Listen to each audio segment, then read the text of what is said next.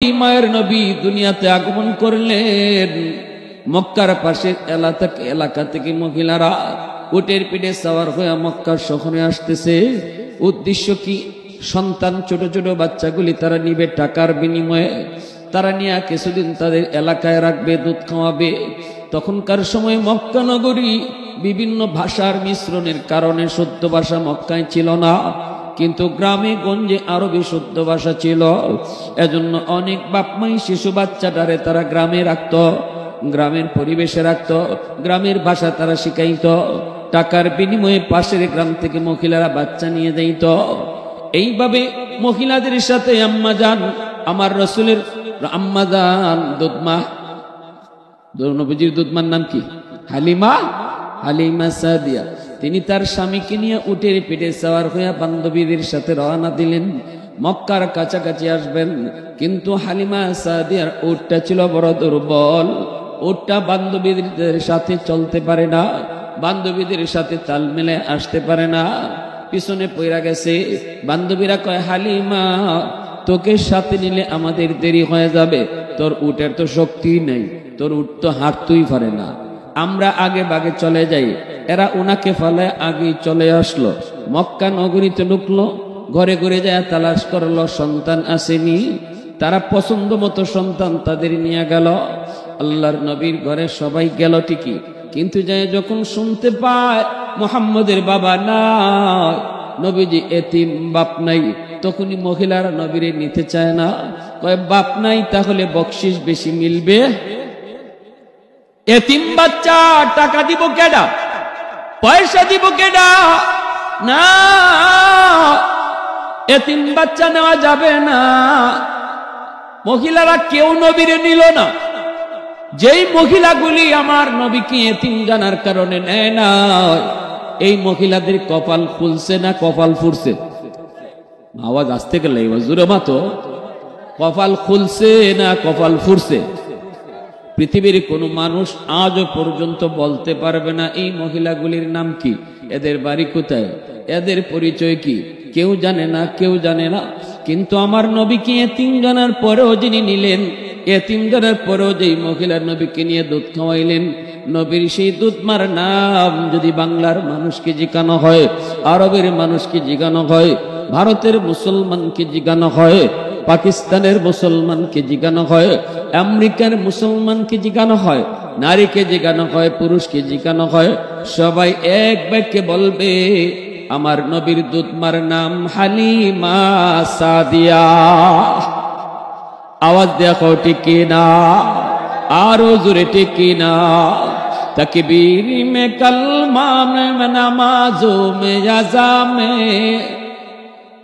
तकबीर में कलमा में नमाजों में अज़ा में, है नाम इलाही से मिला नाम मोहम्मद, है नाम इलाही से मिला नाम मोहम्मद। फरमाती है आदम को मुझे खुल्द तरी में, लकहा हुआ तू बाब मिला नाम मोहम्मद, लकहा हुआ तू बाब मिला नाम मोहम्मद। महबूब ने कहा सल्ले अला नाम मोहम्मद, आका की जिया दिल के जिला नाम मोहम्मद, आका की जिया दिल की जिला नाम मोहम्मद। मुसलमाনের আওয়াজে একটু বলো আল্লাহু আকবার। নবীজির দুধমা হালিমা সাদিয়া নবীকে নিলেন, নবীজির দুধমা হালিমা সাদিয়া নবীকে কুলে নিলেন। নবীজির আম্মা তো বলতেছিলেন, হালিমা তুমি আমার বাচ্চারে নিবানি, কারণ কেউ তো নিল না। কেন নেয় নাই? করে আমার সন্তান ইতিম, বাবা নাই, এজন্য কেউ নেয় নাই, তুমি নিবাইনি। হালিমা সাদিয়া কয়, আমেনা দরজা খোলো, তোমার সন্তানের চেহারাটা এক নজর আমারে দেখাও। নবীজির চেহারা মোবারক দেখা মাত্রই হালিমা সাদিয়া বলেন, টাকা লাগতো না, পয়সা লাগতো না, এই বাচ্চা আমার লাগবো। আল্লাহু আকবার জোরে কো। মায়ার নবী, দয়ার নবীর তিনি কোলে নিলেন। আর বলতেছেন গো আমেনা, আমি হালিমার জীবনে কত সন্তান দেখেছি, কত বাচ্চা দেখেছি, কত শিশু দেখেছি, কিন্তু তোমার মানিকের মতো এত সুন্দর আমি জীবনে দেখি নাই। আমেনা বলতেছেন তুমি কেমনে দেখবা, তুমি তো থাকো গ্রামে, আমি থাকি মক্কা নগরীতে। এখানে আল্লাহর ঘর খানায় কাবা, খানায় কাবা তওয়াফের জন্য পৃথিবীর বিভিন্ন প্রান্ত থেকে পরিবার সহ কত কত ফ্যামিলি আসে। আমি আজও পর্যন্ত পৃথিবীর কোন প্রান্তের কোনো বাচ্চা আমার মানিক মুহাম্মদের মতো এত সুন্দর দেখি নাই। আল্লাহ পাক কয় জিব্রাইল, এ জিব্রাইল তুমি বলো আমার বন্ধুর মতো সুন্দর তুমি জিব্রাইল কোনদিন দেখছনি? জিব্রাইল কয় মালিক আমেনা দেখে নাই, হালিমা দেখে নাই, আমি জিব্রাইল পৃথিবীর পূর্ব থেকে পশ্চিম, উত্তর থেকে দক্ষিণ তাম দুনিয়া আমি সফর করেছি, কিন্তু তোমার বন্ধুর মতো দ্বিতীয় আর আমি এমন দেখি নাই। আল্লাহ পাক কয় জিব্রাইল তাহলে তোমরা শোনো, তুমিও দেখো নাই, আমেনাও দেখে নাই, হালিমাও দেখে নাই, এবার আমি আল্লাহ কি বলি শোনো, আমার বন্ধুর মতো আরেকজন বানাইলে তো তোমরা দেখতা, বানানেওয়ালা তো আমি আল্লাহ। আমি বলতেছি শোনো, পৃথিবীর শুরু থেকে নিয়ে শেষ পর্যন্ত শুধু একজনই আমি বানাইছি, ওয়ান পিস, যে আমার বন্ধু মুহাম্মদ, যার মতো আর কেউ দুনিয়ায় ছিল না, আসবেও না। পিছনে মানুষ সুবহানাল্লাহটা কইতে কষ্ট লাগবে না। নবীজির সৌন্দর্যের প্রশংসা শুনছো, একটু আওয়াজ সুবহানাল্লাহ মুখ দিয়ে বেরিল না, একটু আওয়াজ দিয়ে কও না সুবহানাল্লাহ, আরো জোরে সুবহানাল্লাহ। আল্লাহ বলতেছে আমি আমার বন্ধুর মতো আরেকজন বানাইলে তো তোমরা দেখবা, আমি তো বানাই নাই। সুবহানাল্লাহ জোরে কও। হালিমা সাদিয়ার স্বামী কয়, ও হালিমা কিছু পাইছনি? আমরা তো সবার পরে মক্কায় ঢুকলাম, সবাই তো আমাদের আগেই মক্কায় ঢুকে পড়লো, সবাই তো যার যার মতো নিয়ে গেল, তুমি কিছু পাইছনি? তুমি কোনো বাচ্চা পাইছনি? হালিমা সাদিয়া বলতেছে স্বামী গো, ও স্বামী কিছু না, কিছু না, দেখো চেহারা দেখো, চেহারা দেখলেই বোঝা যায় আমরা সব পায়া গেছি। আল্লাহু আকবার জোরে কও, সব আমরা পায়া গেছি। নবীজির চেহারা দেখে হালিমা সাদিয়ার স্বামী তিনিও আশ্চর্য হয়ে গেলেন, এত সুন্দর বাচ্চা হয়নি, এত সুন্দর বাচ্চা, এত সুন্দর বাচ্চা। নবীজিকে তিনি কোলে নিলেন, হালিমা সাদিয়া নবীকে কোলে নিলেন, কোলে নিয়ে তিনি উটের পিছনে বসলেন। এইবার উটের উপরে উঠলেন, উটের উপরে সামনে বসলেন হালিমার স্বামী, পিছনে বসলেন হালিমা সাদিয়া। নবীকে কোলে নিয়া এইবার উটে পিটাইতেছে রশি দিয়া, চাবুক দিয়ে পিটায়, এরে উঠ উঠ, চল বাড়ি যাব, আর বসে থাকার দরকার নাই, উঠো চলো বাড়ি যাব। যতই উঠে পিটায় উঠ, উঠেও না, হাঁটেও না, নড়াচড়া করে না, যতই পিটায় উঠ কিন্তু উঠে না, বারবার চল জায়গা। উঠে আল্লাহর কাছে জবান চায়, জবান। উঠ কয় মালিক আমার জবান খুলে দাও, কেন আমি চলি না, আমার মালিক রে একটু কইতাম। আল্লাহু আকবার। মুহূর্তের ভিতরে আল্লাহ পাক উটের জবান আল্লাহ খুলে দিলেন। আল্লাহ যদি চায় উটের জবান আল্লাহ দিতে পারেনি না পারে না? আল্লাহ চাইলে মানুষের জবান আল্লাহ কাইরে নিতে পারেনি না পারে না? আল্লাহ চাইলে গাছের জবান আল্লাহ দিতে পারে, আল্লাহ চাইলে মানুষের জবান কাইরা নিতে পারে। জবান দেওয়ার মালিক কেডা? আর একটু যেরকম কেডা? আর রহমান আল্লামাল কুরআন খালাকাল ইনসান আল্লামাহুল বায়ান। কথা শিখাইছেন কেডা? উটের জবান আল্লাহ খুলে দিলেন। এইবার উট আওয়াজ দেয়া কয় মালিক আমারে তুমি যতই মারো, যতই তুমি পিটাও, যতই তুমি আঘাত করো মালিক আমি সামনে যাব না। কারণ জানোনি তোমার বিবি কারে কোলে নিয়ে পিছনে বইছে, তুমি তারে না চিনলেও আমি উট তারে চিনে ফেলেছি। ও আমার মালিক যতই তুমি পিটাও, যতই তুমি মারো, রহমতের নবী পিছনে বসা, যেই নবীর উসিলায় আল্লাহ তোমারে বানাইছে, আমারে বানাইছে, যেই নবীর উসিলায় আল্লাহ কায়নাত বানাইছে, এই নবী যদি পিছনে বসে আর তুমি যদি সামনে বসো, তাহলে নবীর সাথে বেয়াদবি হয়, নবীর সাথে বেয়াদবি হয়। আমার নবীর সামনে বসো, তুমি পিছনে চলে আসো, আমাকে মারতে হবে না, চলো বলতে হবে না, আমি নিজে নিজে হাঁটতে শুরু করব। সাথে সাথে হালিমা সাদিয়ার স্বামী কয়, ওগো হালিমা, তুমি বাচ্চার পরিচয় তুমিও জানো না, আমিও জানি না, কিন্তু উটে জানাই দিছে ইনি রাহমাতুল লিল আলামিন। আল্লাহু আকবার জোরে কর। ইনি আখিরি জামানার নবী, ইনি সকল নবীদের নবী, ইনি সকল রাসূলদের রাসূল। ওগো বিবি, তাড়াতাড়ি তুমি তারে নিয়ে সামনে বসো। আল্লাহর নবীকে নিয়ে হালিমা সাদিয়া যখন উটের সামনে বসলেন আর ও হালিমার স্বামী পিছনে বসলো, সাথে সাথে উট দাঁড়ায় গেল। এইবার উঠে আওয়াজ দেখো, মালিক, আমি উটের লাগামটা তুমি রাহমাতুল লিল আলামিনের নরম হাতে ধরায় দাও। জীবনে আর কোনোদিন আমার নবী আমার পিঠে উঠবে কিনা জানি না, হয়তো এই সুযোগ আর হবে না।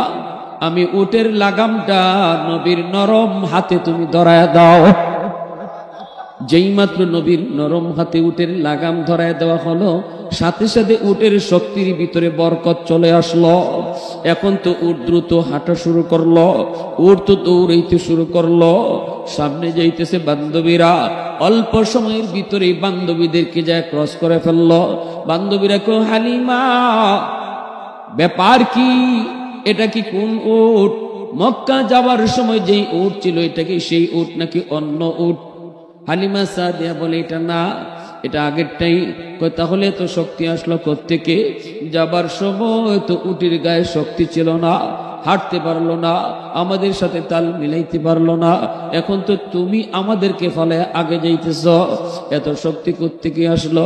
হালিমা সাদিয়া কই, বান্ধবীরা শোনো, যাবার সময় উটের লাগাম ছিল আমার স্বামীর হাতে, আর এখন বাড়ি যাবার সময় উটের লাগাম হলো রাহমাতুল লিল আলামিনের হাতে। নবীর হাত যেখানে লাগে এখানে বরকত হয়ে যায়, নবীর হাত লাগানি মাত্রই বরকত হয়ে যায়।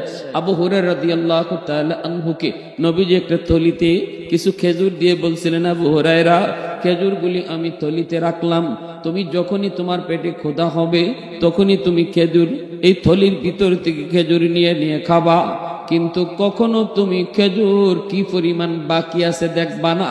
যতদিন পর্যন্ত তুমি না দেখবা, অথবা যতদিন পর্যন্ত এই থলি না হারাবে, তুমি যতদিন দুনিয়ায় থাকবা, থলির ভিতরে হাত ঢুকাইলে খেজুর পাইবা। আবু হুরায়রা রাদিয়াল্লাহু তাআলা আনহু বলেন, এই থলি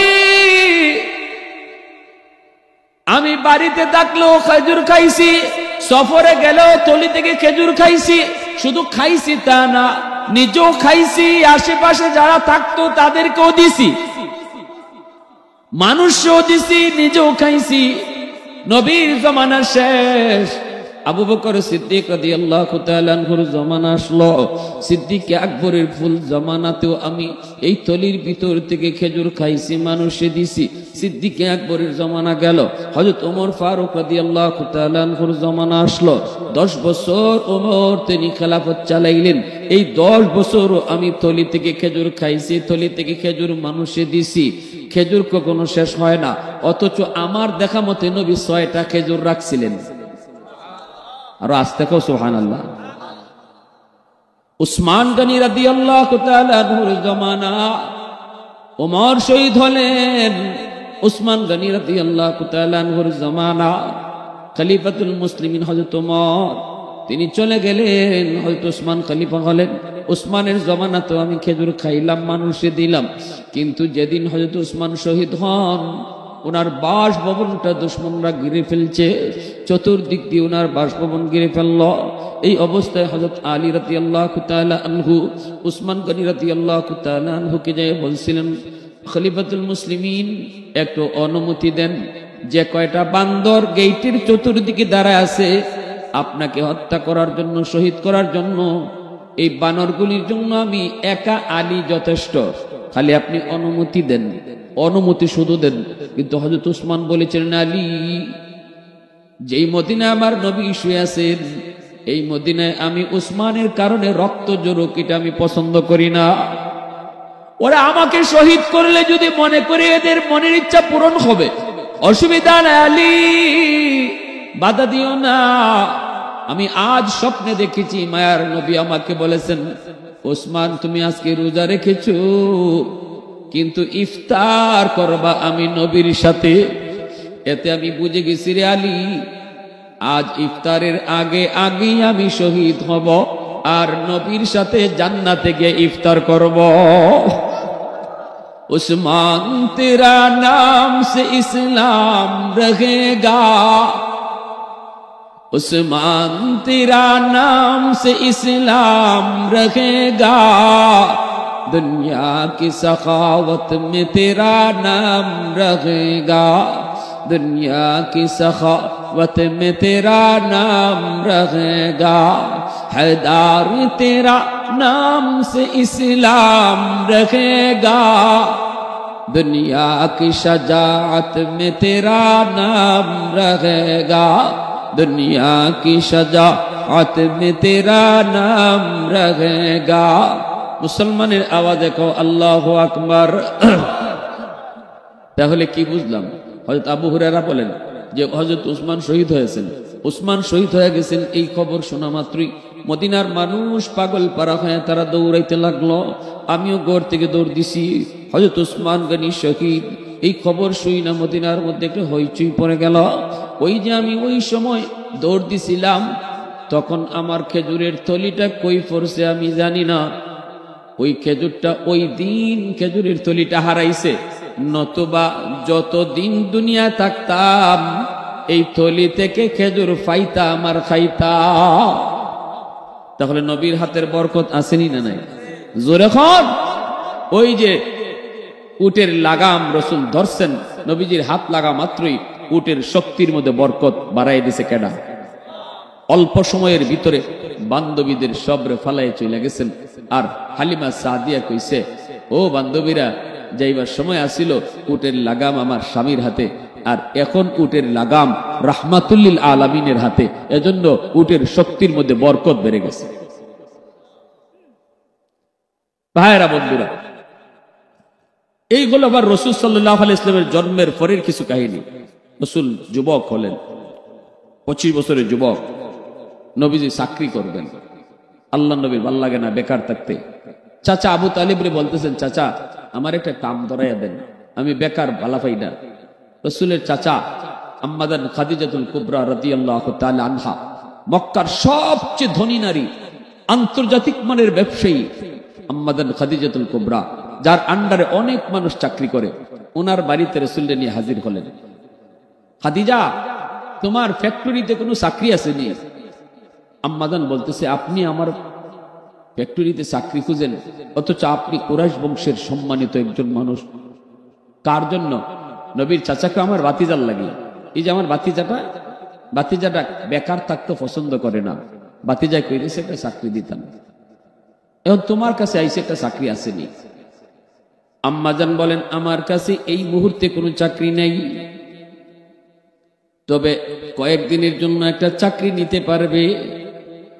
আমার বকরি রাখাল ছুটিতে আছে, এই কয়েকদিন চাইলে এই কামটা করতে পারবে, কিন্তু আমি দিতাম না, কারণ চাকরিটা বেশি সম্মানজনক না। আর আপনারা কুরাইশ বংশ আরবের ভিতরে সবচেয়ে সম্মানী, আপনার বাতিজার জন্য এই চাকরি মানায় না।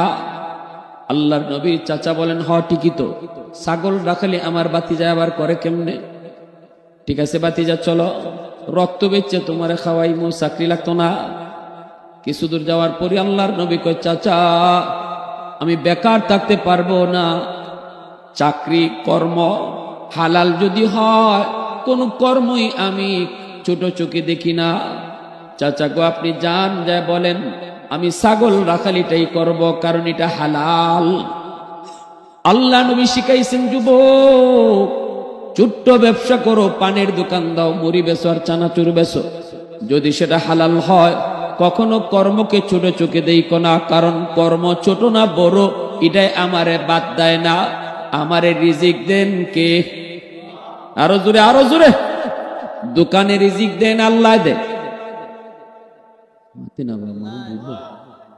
কুন্তলের মানুষ বুঝতেছে না।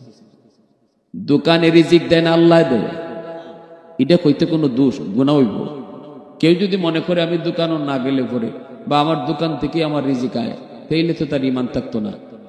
দোকান তো একটা উসিলা, ঠিক কিনা জোরে খাও? দোকান একটা উসিলা, কাজ হলে একটা উসিলা, রিজিক দেয় কারা? আল্লাহ। এজন্য তোমার ব্যবসা এটা ছোট না বড়, যদি হালাল হয় কখনো ব্যবসারে কর্মরে ছোট চোখে দেখতে নাই। রাসূল নিষেধ করেছেন কর্ম কর্মই, কাজ কাজই। হারাম যদি হয় যত বড় হোক, আল্লাহ রাসূলকে এর ভিতরে বরকত নাই, ঠিক না? সুদখোর যত কোটি টাকার মালিক হোক, রাসূল বলে এর সম্পদে বরকত নাই। সুদখোর তার নিজের জীবদ্দশায় হয়তো ভিক্ষা করব, নয় তার ফুলায় ভিক্ষা করব, নয় তার নাতি ভিক্ষার জুলি লয়ে লয়ে আসবো।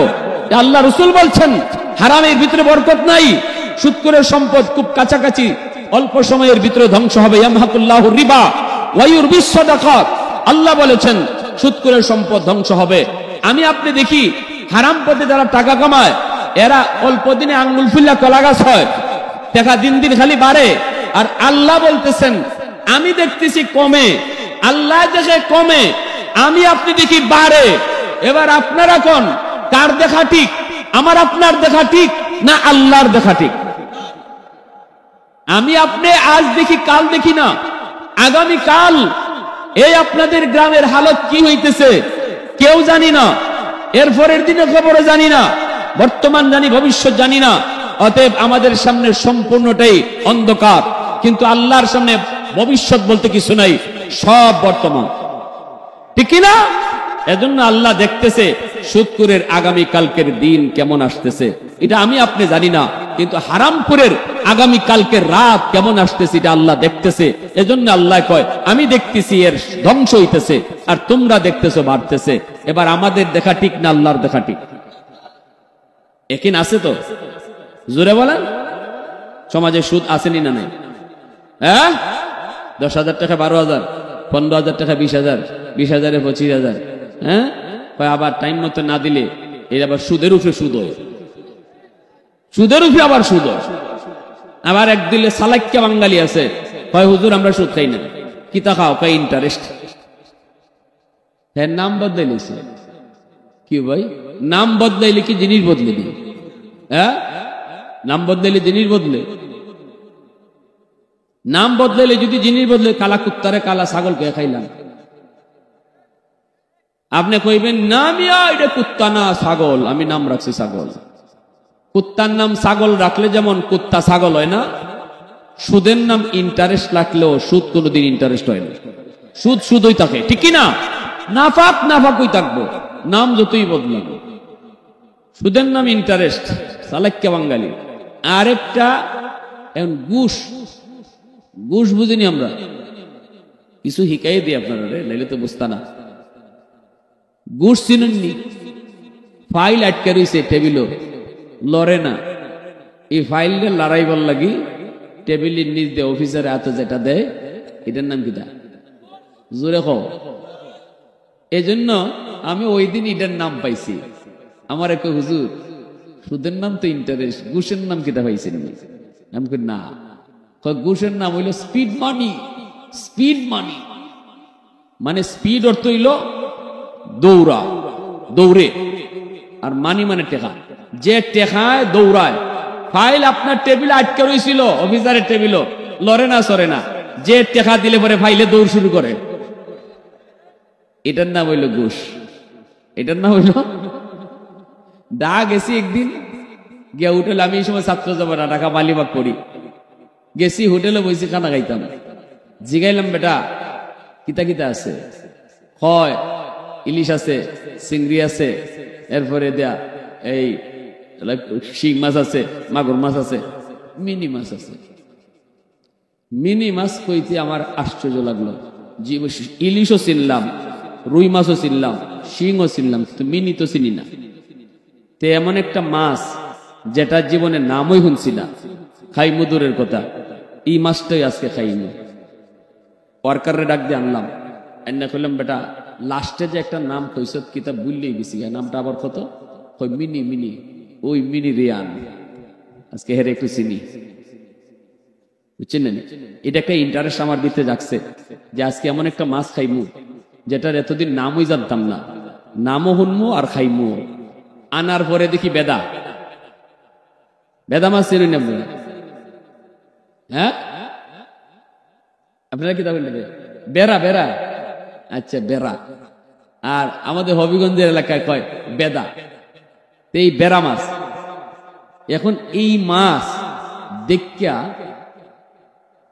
আমি খালি উল্টাই আর পাল্টাই। মাছটা যে ঘটনা রাখি, নিশ্চিত হইলাম 100% এটা বেড়া। এটা ডাকলে পুরা এদিকে এদিকে এদিকে বাজান, তুই এদিকে কি আনছে? মিনি। এটার নাম মিনি? কয় হ। আমি কই বেড়া, এটা তো বেড়া, তোরে মিনি কইছে কেডা? ই মাছ তো মাগ ন খাই না, তোর কাছ থেকে টেকা দেখে না খাইতাম। কয় বাড়ি কই আপনি? হে আমারে উল্টা কয়। আমি কই এখন তো আমার ইন্টারভিউ দেওয়ান লাগবে এর কাছে। পরে গেলাম বাড়ি, হবিগঞ্জ ছিলে। ও এজন্যই আপনাদের এলাকায় এটারে বেদানা বেড়া কয়, আর ডাকা ইয়া এটা মিনি হয়। তখন আমি বেদা খাই আর কই রে, কইলাম রে বেড়া, তুই সিলেটের সীমানা ফার হয়ে বলে মিনি হয়ে গেলে। হ্যাঁ, এই যে সীমানা ফার হয়ে সে মিনি হয়েছে, এই সে সেই সে। কোন তো মাছ কোনদিন বদলিছে? মাছ কি বদলিছে না নাম বদলিছে? জোরে খন, নাম বদলিলে কি জিনিস বদলে? যে সমস্ত মানুষের সুদ খায় ইন্টারেস্ট কইয়া, এর নাফাক নাফাকই খায়, নাফাক কোনোদিন ফাঁক হয় না। যারা ঘুষে স্পিড মানি কইয়া নিতেছে এরাও নাফাকই খাইতেছে, ঠিক কিনা? আরো জোরে খন, ঠিক কিনা? রাসূল সাল্লাল্লাহু আলাইহি ওয়াসাল্লাম বলতেছেন, চাচা আমি হালাল কর্ম এটা যেমনই হোক আমি ছাগল রাখালি করতে রাজি আছি, আপনি যা এখন আমি চাকরি করবো। নবীজি চাচা বলতেছে, ভাতিজা একটু বুঝে হো ভাতিজা, আমরা কুরাইশ বংশের লোক, ছাগল রাখালি চাকরিটা তুই নিবি, এটা তোর সাথে মানায় না। রাসূলকে চাচা আবারও বলতেছি, হালাল কোন কর্ম এটারে কোনোদিন হেয় করতে নাই, এটা ছোট হোক, কাজটা তার ছোট হোক, এই ছোট কাজের বিনিময়ে আল্লাহ বরকত বাড়াইয়া দিবে যদি হালাল হয়, ঠিক কিনা? হারামের দ্বারে কাছে যায় না, হারামে আরাম নাই, হালালের ভিতরে আল্লাহ আরাম রাখছে। এক বেলা খাইবেন এক বেলা খাইবেন না, তবুও সুদকুরের কাছ থেকে সুদে টাকা আনেন না। কারণ সুদকুর শুধু যে টাকা দেয় এ না, যে সুদের টাকা আনে এও সুদকুর। লানা রাসূলুল্লাহ সাল্লাল্লাহু আলাইহি ওয়াসাল্লাম আকিলার রিবা ওয়া মুকিলাহু ওয়া কাতিবাহু ওয়া শাহিদাইহি। চার দলকে রাসূল সুদকুর বলছেন। যে সুদের টাকা লাগায় হেও সুদকুর, যে সুদের টাকা আনতে যায় এও সুদকুর। যে সুদের টাকা আনতে যায় সে কিন্তু ধনী না, গরিব, ঠিক না? সে বিপদে পড়ে আনতে গেছে, তাহলে ধনীও সুদকুর গরিবও সুদকুর যদি সুদের টাকা আনতে যায়। আর হইল যে সুদের সাক্ষী থাকে, আর 4 নম্বর হইল যে সুদের লেনদেন লেখে। এই 4 দলকে রাসূল বলছেন সুদকুর। কিয়ামতের ময়দানে 4 দলের শাস্তি সমান হবে, 4 দলের শাস্তি সমান হবে। এজন্য যাবেন না। আল্লাহ রাসূলের চাচা নিয়ে আসছেন, এসে বলতেছেন, খাদিজা এই ছাগল রাখালিটা আমার বাতিজারে দিয়ে দাও। বাতিজা এইটাই করব। অল্প দিনের জন্য নবীজি চাকরি নিলেন। এইদিকে মায়ার নবী দয়ার নবী তিনি ছাগল রাখালি শুরু করলেন। নবীজি দায়িত্ব নেওয়ার পর ছাগলগুলির চেহারা দিন দিন সুন্দর হতে লাগলো। পেটটা মোটা কইরা ঘাস খাইয়া বাড়িতে আয়। আম্মাদান খাদিজাতুল কুবরা মনে মনে কয়, আগে তো আমার ছাগলে এত পেট মোটা কইরা বাড়িতে আইতো না, এত খানা খাইতে পারতো না, এত খানা পায় কই, আমার রাখালে রাখে কোথায়? এত সুন্দর অল্প দিনের ভিতরে ছাগলগুলি চেহারা হয়ে গেল, নাদুস নদুস হয়ে গেল বডিটা। ছাদের উপরে উঠছেন, নবীকে একটু দেখবেন, তিনার এই রাখালকে দেখবেন। আল্লাহর নবী আম্মাদানের আন্ডারে চাকরি নিছেন, তখন কিন্তু বিয়া শাদী দিতেছে। মেঘের আবর নবীকে ছায়া দিয়া রাখছে। আম্মাদান এই দৃশ্যটা দেখছেন আর দেখতেছেন এই গরমের ভিতরে মায়ার নবীর দুইটা বিষাক্ত সাপ ফনা দইরা বাতাস দিতেছে। বাতাস তাকায় দেখে আমার নবীর রাখাল, নবীজি তিনি ছাগল রাখালি রাখেন করেন না, নবীজির ছাগলগুলি রাখালি করতেছে দুইটা বাঘ। আল্লাহু আকবার, জোরে কও। দুইটা বাঘে ছাগল রাখালি করে, নবীজি বয়ে রইছেন, মাথার উপরে মেঘে আবর দেয়। এই দৃশ্যটা দেখার পরে আম্মাদান সিদ্ধান্ত নিলেন নবীকে তিনি আর রাখালিতে রাখবেন না, আমার রসুলকে তিনি চিফ ম্যানেজার বানায় দিবেন। ঘোষণা দিলেন পুরা স্টাফ নিয়ে বৈশা, সমস্ত স্টাফদের সামনে বললেন আমি চিফ ম্যানেজার বানায় দিলাম মুহাম্মদকে। আল্লাহর নবীকে তিনি চিফ ম্যানেজার বানায় দিলেন, কিন্তু কোনো ম্যানেজারই এই প্রস্তাব মানতে রাজি হয় না। সবাইকে আমাদের প্রেস্টিজ দেয়, আমরা এটা মানি না। এইদিকে আম্মাদান রসুল্লে বলেন আপনি সিরিয়া চলে যান 90 দিনের জন্য, এদিকে আমি সামলাইতেছি। আন্দোলন যেটা হইতেছে কর্মচারীদের ভিতরে আন্দোলন আমি দেখতেছি, আপনি 90 দিনের জন্য সিরিয়া চলে যান। রসুলকে 90 দিনের জন্য সিরিয়া পাঠাই দিয়েছেন। আমার রসুল নিতে চান নাই। রসুল বলছেন আপনি আমার এই দায়িত্বটা দিয়েন না, এত বড় দায়িত্ব দিয়েন না, আমি মাত্র জয়েন করছি, সবকিছু বুঝি না। আম্মাদান বলে আপনার বুঝতে হবে না, যা দেখবার আমি দেখছি। আল্লাহ আকবার, জোরে কও। চলে গেলেন সিরিয়া। এদিকে ম্যানেজার রেসাইজ করে নিয়েছেন আম্মাদান, চাকরি করলে করো, না করলে রাস্তা গণ। সবাই চুপচাপ চাকরি জয়েন করে রাখছে। 90 দিন পরে রসুল আসবেন। আম্মাদান দিন দিন রসুলের প্রতি খালি দুর্বল হইতেছেন। রসুলের চরিত্র, রসুলের আখলাক, রসুলের সৌন্দর্য, রসুলের আমানতদারি সব দেখে আম্মাদান দুর্বল হয়ে পড়েছেন। ভিতরে ভালোবেসে ফেলেছেন, চরম পর্যায়ের ভালোবাসা কলিজায় ঢুকে গেছে। আম্মাদানকে বিয়ে করার জন্য তৎকালীন সময়ে রাজার কুলারা লাইন ধরা ছিল, বড় বড় শিল্পপতি কোটিপতিরা লাইন ধরা ছিল। তিনি কাউকে বিয়ের জন্য রাজি হন না। 2 জন স্বামী আগে মারা গেছে, সিদ্ধান্ত নিয়েছেন আর বিয়ে বসবেন না। কিন্তু আমার রসুলের প্রতি তিনি নিজের থেকেই দুর্বল হয়ে পড়ছেন। 90 দিন পরে যখন নবী চলে আসবেন, তিনি বান্ধবীদেরকে নিয়ে আবার ছাদে উঠলেন। বান্ধবীরা চল চল, আমার ম্যানেজার আজকে আসার টাইম, তোমরা আগে যদি কেউ আমারে বলো, আপনার ম্যানেজার দেখা যায় যে আগে দেখবায়, সে যা চাইবায় আমি তোমারে তা দিব। সবাই উঠলো ছাদে, তাকাই রইছে সিরিয়ার দিকে। কেউ তো আগে কয় না, কিন্তু আম্মাজান নিজেই কয় আমি দেখি লাইছি। বান্ধবীরা কয় আমরা কেউ দেখলাম না, তুমি কেমনে দেখলা? কয় একটু পরে দেখবা, 1 মিনিট বাড়ছাও, উবাই চাই থাকো, ওইদিকে চাই থাকো, 1 মিনিট এরপরে তোমরা নজরে পড়বো। ঠিকই দেখা যায় 1 মিনিট পরে সবার নজরে পড়ছে। বান্ধবীরা কয় ও খাদিজা, কেমনে তুমি বুঝলা? এখন তো আমরা দেখেছি, কিন্তু দেখার আগে তুমি কেমনে বুঝলা? আম্মাদান কয় আমি যেদিন তারে দেখেছিলাম মরুভূমিতে, তার মাথার উপরে একটা মেঘের আবর ছায়া দেয়, আজও আমি ওই দিকে তাকায় দেখি একটা মেঘে আবর ছায়া দিয়া কারে নিয়ে আসতেছে। তখনই আমি বুঝে গেছি এই সেই মেঘের আবর, যে আবর আমি আগেও দেখেছি। এই আবরের নিচেই আমার ম্যানেজার। আল্লাহু আকবার। নবীজি আসার পর বান্ধবীদেরকে তিনি পাঠাইলেন, একটু যাও, যায় কও মুহাম্মদ রে, একটু যায় কও আমারে কেমন লাগে, আমি তো বিয়া করতে রাজি, বিয়াতে সে রাজি নি। বান্ধবী একজন যায় কও মুহাম্মদ, তোমার মালিক রে তোমার কেমন লাগে? আল্লাহ নবী কই মালিক রে তো ভালোই লাগে। কয় না ভালোই লাগে কইতেছি না, ভালো তো লাগবে, মানে তোমার কেমন লাগে? আল্লাহ রাসূল কয় ভালো তুই লাগে।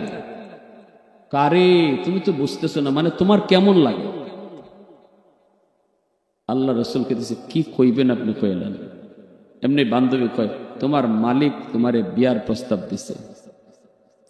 আল্লাহ রাসূল কইতেছেন কথা সুন্দর, প্রস্তাবও ভালো, কিন্তু আমার গার্ডিয়ান আছে, আমার চাচা আমার গার্ডিয়ান, আমার চাচার সাথে না জিগে আমি কিছু বলতে পারবো না। এই কথা কইয়া রাসূল চাকরি ছাইরা বাড়ি চলে আইছেন। চাচারা বলতেছেন চাচা যান, চাকরি আমি আর করতাম না। কেন? কয় মহিলা অনেক ভালো, কিন্তু বেশি সুবিধা না। কেন কউনি আমার বিয়ার প্রস্তাব দিছে? আল্লাহ নবী চাচা কয় বেটা তাহলে তো তোর কপাল খুলছে। ইজাত কপাল কয়জনের আছে? রসুল কয় চাচা আমার কপাল লাগে না, আমি এটা হয় না, উনি অনেক বড়, অনেক বড়, উনি অনেক বড়, অনেক সম্পদের মালিক, উনি কই আর আমি কই, এটা হয় না। আন্ডারে ওনার আন্ডারে চাকরি করি, আবার বিয়া করি কেমনে, মানুষে কেমনে কিতা কইব? চাচা কয় ঠিক আছে বাতিজা বাতিজা, চাকরি আর লাগতো না বাবা, তুই থাক, তোর রক্ত বিচ্ছা খাওয়াইমু থাক। পরের দিন আম্মাজান নিজে রসুলের বাড়ি চলে আসছেন। চাচা আমি আপনার কাছে ভিক্ষা চাই, ভিক্ষা। আবু তালিব বলতেছে খাদিজা তোমাকে ভিক্ষা দেওয়ার মতো কিছুই তো নাই। কিন্তু আম্মাজান কয় না, আপনার কাছে আছে, এমন জিনিস আছে যেটা আমি চাই। কোন জিনিস? কয় আপনার বাতিজা মুহাম্মদ, যদি আপনার বাতিজার বউ আমার আপনি বানান, আমি সারা জীবন আপনার বাড়ির উঠান জারু দিমু। নবীজির কাছে চাচা চলে আসলো, এসে বাতিজা, খাদিজা নিজেই তো চলে আসলো, বাতিজা বাতিজা আর ফিরাই দিস না, জীবনে অনেক কষ্ট করছি রে বাবা, কত অভাবে গেছে, এক বেলা খাইছি আর এক বেলা খাইছি না, বাতিজা অন্তত তুই বিয়াটা কর, বিয়ার উসিলায় আমরার অভাব অন্তত দূর হইব। রসুল কয় চাচা বিয়া যখন আপনি এতই পাগল, আচ্ছা আমি রাজি আছি, তবে গিয়া কও শর্ত আছে তিনটা। শর্ত কয়টা? 3 শর্ত কইয়ে বয়ান শেষের দিকে নিয়ে আসুন। শর্ত হইল কয়টা? 3টা। আল্লাহ রসুলের চাচা আসছে, আয়েশা বলতেছে খাদিজা আমার ভাতিজা বিয়াত রাজি হইছে, তবে শর্ত আছে। আম্মাজান কয় 100টা শর্ত দিল, রাজি আছি। নবীজির চাচা আবু তালিব আয়েশা কয় ভাতিজা খাদিজা 100 শর্ত দিলেও রাজি আছে, বাটা 3টা না আরো 2-1টা বাড়াইয়া কর। রসুল কয় চাচা বাড়ানি লাগতো না, 3টেই যথেষ্ট। বয়ে দিছে। আল্লাহ রসুল কয় 1 নাম্বার হলো আপনার যত বাড়ি আছে মক্কা নগরীতে, আপনার যত বাড়ি, সবগুলি বাড়ি যাদের বাড়ি নাই, ঘর নাই, তাদেরকে দিয়া দিতে হবে। আল্লাহু আকবার জোরে হোক। যুবক একটু হইন, আল্লাহ যে কইছে আমার রসুলকে তোমাদের মাঝে সবচেয়ে বড় নিয়ামত বানায় পাঠাইছি, বিয়া শাদী তো করবায়, করলে পরে বউর বাড়ির থেকে গীতা গীতা আনতায়, ওই রসুল শিখাইতেছে, ফ্রিজ আনতায়, মোটরসাইকেল আনতায়, ওই পালসার আনতায়, সৌদি বিদেশ যাবার টেকা লইতায়, ওই রসুল শিখাইতেছেন একটু একটু বাড়ছাও। আল্লাহ রসুল কইতেছেন 1 নাম্বার শর্ত আপনার যত বাড়ি আছে সব যাদের বাড়ি নাই ঘর নাই তাদেরকে দিয়া দিতে হবে। আম্মাজান কয় আমি রাজি আছি। আল্লাহু আকবার জোরে কও। 2 নাম্বার শর্ত নবী বলবেন, এমনি চাচায় কানে কানে যায় কয় ভাতিজা চাচার পায়ে একটু ছায়া কইছে, এটা জীবনে খুব কষ্ট করছি রে বাজি, তুই তো দেখছো তুই চাচার পায়ে একটু ছায়া। রসুল কাচ্ছে চাচা। 2 নাম্বার শর্ত হলো আপনার, আমি একজন গরিব মানুষ, আমার বাড়ি নাই ঘর নাই, চাচার ঘরও থাকি চাচার ঘরও খাই, আপনারে নিয়ে আমি থাকবো কই? বাঙ্গা ঘরে থাকবেন নি? আমার ঘরে চুলায় আগুন জ্বলবে না, 1 দিন 2 দিন সপ্তাহ চলে যাবে, জীবনে কোনো দিন আপনি উপাস থাকেন নাই, বোকা থাকার কষ্ট আপনি টের পান নাই। আমি মুহাম্মদের ঘরে যদি বিবি হয়ে আসেন তাহলে কতদিন কত রাত মনে হয় না খায়া থাকতে হবে, পারবেননি। আম্মাজান কয় আমি সারা জীবন না খায়া থাকতে রাজি আছি। আরো জোরে সুবহানাল্লাহ, আল্লাহু আকবার। আয়ে হাবিবে কিবরিয়া তুম पर सलाम, आए हमारे दिल रुबा तुम पर सलाम, आए इमामुल अंबिया तुम पर सलाम, आए हमारे दिल रुबा तुम पर सलाम। मस्जिद अक़सा में जुमला अंबिया, मस्जिद अक़सा में जुमला अंबिया, मुक़्तदी थे और वहाँ तुम मुक़्तदा, मुक़्तदी थे और वहाँ तुम मुक़्तदा। ऐ हबीबे किबरिया तुम पर सलाम, ऐ इमामुल अंबिया तुम पर सलाम। মুসলমানের আওয়াজে কো আল্লাহু আকবার। এখন শর্ত রয়েছে কয়টা? জোরে কো কয়টা? চাচা কি আপনার ভাতিজা রয়েছে মাত্র একটা, একটু সাইজ রে বা চাচা। রাসূল কয় আপনার যত সম্পদ। চাচা খুশি হয়ে গেছি। এখন খালি কইলি তো ভাতিজা ভাতিজা কইলা চাচারে দিলাম। আরে চাচারে লাগতো না, যদি খালি নিজেও লইলা তো তো চাচা ওই মালিক, ঠিক না? আমার ভাতিজা তো আমার ভাতিজা, ভাতিজা। আল্লাহ রাসূল কয় আপনার যত সম্পদ, সমস্ত সম্পদ গরিবের মাঝে বন্টন করে দিতে হবে। আল্লাহু আকবার। আম্মা জান বলে আমি এক পায়ে রাজি আছি। আল্লাহু আকবার জোরে কও। তিনটা শর্ত আম্মা জানি মান্য নিলেন, কিন্তু চাচা আবু তালিবে কয় ভাতিজা তোর বিয়া তুই কর, আমি গেলাম। এই যে আল্লাহ রাসূল বিয়া করলেন, রাসূল বিবি সাহেবের সব সম্পদ, একটা সুতাও রাসূল রাখছেন না বউর বাড়ি। আর আমি কই ফালসার ছাড়া বিয়া হইতো না। মাতো না খালি মাতো। যৌতুক নেওয়া হালাল না হারাম? সবাই কইছে না, রুগী আছে না? না রুগী আছে, আছে। যৌতুক নেওয়া হালাল না হারাম? এ যুবক, যে গরো যৌতুক খামাইলো ই গরো আলো ধা ফামাইছে, বিষাক্ত সাপ সব রে মাইরা যাইব। এজন্য যুবক যারা বিয়া শাদী করছো না, যারা করবার তো করে লিছো, খাম বানাই লিছো, আনলেও আনি লিছো, না আনলেও খাম ওই গেছি। যারা করবায় নিয়ত করো, গুড়াইয়াও যৌতুক খাইতাম না, এমনেও না এমনেও না, ঠিক না নি? হ্যাঁ, আপনার মেয়ে অত্যই থাকবো, আপনার মেয়ে অত্যই টেলিভিশনটা দেখবো, আপনার ফুরি অত্যই খাটো ঘুমাইব। একটা ফ্রিজও মাছ মাংস রাখলে তো আপনার ভিড়ই রাখবো, ওইসে নি খান। কইলা কইলাম কি ইতা পারে না, ইতা পারে না, ইতা পারে না, ইন্না লিল্লাহ, ইতা কিতা কই ইতা না যায় তে ওই যে আপনার জিল লাগিয়ে যে তা দিবার দিলাই খাবইছে। আর নাহলে আরেকজন রে দেখো, অন্য ভাই আরেকজন রে লাগাইয়া, এরা এটা চায় না। তবে এই যুগে কি ফালসার না দিলে হয়নি। এই ধরনের ডাইরেক্ট হোক আর গুড়াইয়া হোক, যৌতুক নেওয়া হারাম, হালাল না হারাম? সমাজের যুবকরা যদি নিয়ত করে লায় যে আমরা যৌতুক নিতাম না, গোটা সমাজ ভালো হয়ে যাব, ঠিক না? যুবকরা নিয়ত করিলে তো আর যুবকরা আব্বা আম্মারে কইতো, বাপরেও কইতো আব্বা ইতা চাইও না, ইতা নিও না। যৌতুকে কোনোদিন ঘরে শান্তি আনে না, শান্তি আনে না। আমরাও যৌতুক নেই দিকে জামাইয়ের কন্যার বাবা কয় মোহর লেখো 20 লাখ, ঠিক না? নিজে রেখো মোহর লেখো 20 লাখ, কেন কম? কয় 1 টাকাও কম হইতো না, ভালসাদ বেশি না, ঠিক কিনা? নিজে রেখো, ইবাই তুমি নিবা, হিবাই তোমার আটকাইব। তবে মনে রাখো, এই 10 লাখ 20 লাখ 12 লাখ 15 লাখ মোহরের টাকা দিবার ক্ষমতা নাই। হ্যাঁ 14 গোষ্ঠী মিললেও 1 লাখ, হ্যাঁ লেখাইছো 10 লাখ 12 লাখ, এটা কিতা দেওয়ান লাগে না? খয়রা দেওয়ান লাগে না, সারাইব আল্লাহ কিয়ামতের মাঠে। একবারে সেচ্ছে বাইর করব যারা মোহরের টাকা না দিয়ে মারা যাইবে। মোহরের টাকা পরিপূর্ণ সুদ না করে যে স্বামী মারা যাইব, এই স্বামীর বিরুদ্ধে হাসরের ময়দানে বউয়ের মামলা হইব, সবচেয়ে বড় মামলা, জটিল মামলা। এত কলজার টুকরা বউ, কলজা সিবাইয়া খাওয়াইছো, কলজা কাটতে খাওয়াইছো, এই বউ হাসরের মাঠে জামাইরে চিন্ত না, 1 টাকাও ছাড় দিত না মোহরের, 1 টাকা, 1টা টাকাও ছাড় দিত না। এজন্য আলতু ফালতু 10 লাখ 12 লাখ মোহর লেখাইয়া গলাত কাটা হারাইও না, সাবধান। কইবা ভাই আমি 1 লাখের উপরে পারতাম না, কারণ আমার 1 লাখ আছে। আর যদি কন্যার বাপে মনে করুন যে না মোহরের টাকা বেশি না লেখলে আমার ভুরিয়ে কোন সময় তালাক মেরাবো, ঠিক নেই। তবে শূন্য রাখো, 20 লাখ না 1 কোটি দিলেও তালাক যে দেওয়ার, হে মোহরের টাকার পাশ চাইয়া তালাক দেন। আমার জানা মতে মোহর যত বেশি হইছে অত তালাক আরো বেশি খাইছে, নানি শুদ্ধ তালাক খাইছে।